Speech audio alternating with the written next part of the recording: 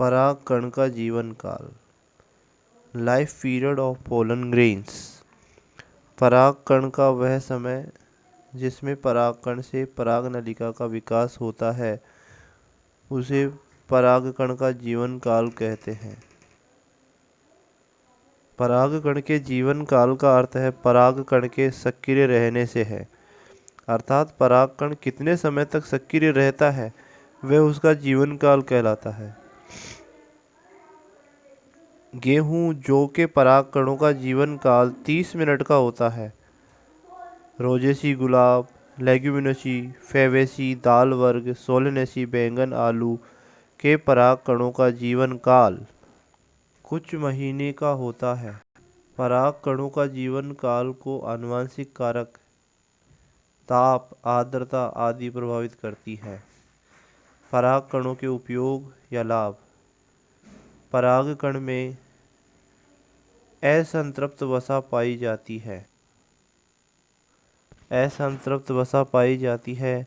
इसका उपयोग क्रीम, सौंदर्य प्रसाधन, कॉस्मेटिक आइटम्स बनाने में किया जाता है। परागकणों को धावक, घोड़ों, एथलीटों को स्फूर्ति हेतु खिलाया जाता है। जो रनर्स होते हैं या घोड़े होते हैं या एथलेटिक्स में भाग लेने वाले व्यक्ति होते हैं उनको स्फूर्ति हेतु खिलाया जाता है। हानियाँ। टैपिटम से स्रावित प्रोटीन परागकण के बाह्यचूल में धंस जाती हैं।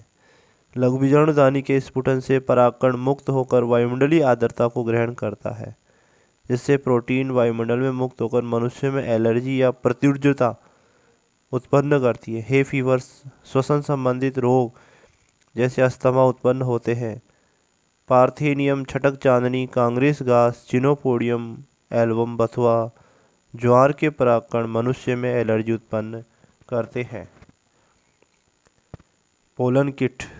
परागकण के चारों ओर तेलीय परत का पाया जाना पोलन किट कहलाता है। पोलन किट का निर्माण टैपिटम के स्राव से होता है। जैसा कि आप चित्र में देख सकते हैं कि परागकण के चारों तरफ एक तेलीय परत बन जाती है जिसको पोलन किट कहते हैं। परागकण की बाह्य झिल्ली एक्साइन, आंतरिक झिल्ली इंटाइन, जनन छिद्र, न्यूक्लियस, वैक्यूल्स आदि प्रेजेंट होती है। पोलन किट के लाभ। पोलन किट में गंध होने के कारण कीटों को अपनी ओर आकर्षित करती है। इस गंध के कारण कीट आकर्षित होकर के पुष्पों की तरफ आते हैं। दूसरा है पोलन किट का माध्यम चिपचिपा होने के कारण पक्षियों के पंखों से चिपककर परागण में सहायक।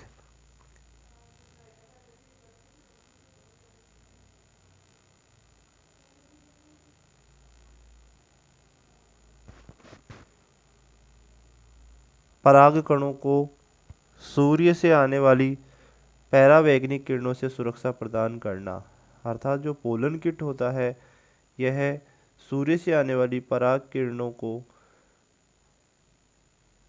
किरणों से उसकी सुरक्षा करता है। नर युग्मकोद्भिद का विकास। नर युग्मकोद्भिद की प्रारंभिक अवस्था परागकण है, अर्थात इसकी प्रथम जो कोशिका है वो परागकण है। परागकण अगुणित, एक कोशिकीय, एक केंद्रकीय होता है। नर युग्मकोद्भिद का विकास 2 चरणों में पूर्ण होता है। प्रथम चरण परागण से पहले लघु बीजाणुधानी में संपन्न होता है।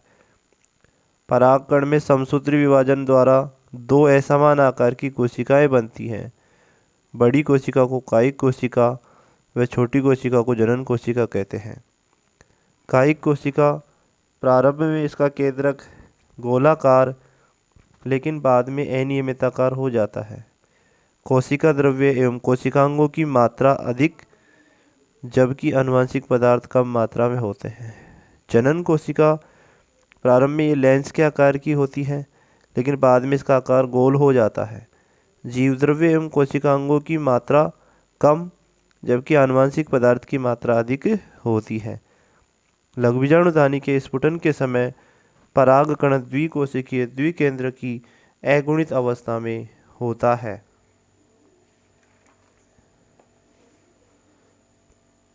परागकण परागकण की अगर संरचना की बात करें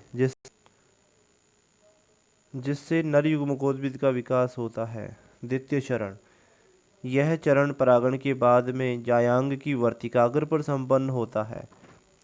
अर्थात जब परागण की क्रिया हो जाती है, परागकण वर्तिकाग्र पर पहुंच जाता है, परागकण की कायिक कोशिका पराग नलिका में परिवर्तित हो जाती है एवं कायिक केंद्र पराग नलिका में स्थानांतरित होकर पराग केंद्र कहलाता है, जो नष्ट हो जाता है। जनन कोशिका में समसूत्री विभाजन द्वारा दो अगुणित अचल नर युग्मकों का निर्माण होता है, जो कोमा के आकार के होते हैं, जो पराग नलिका में स्थानांतरित हो जाते हैं।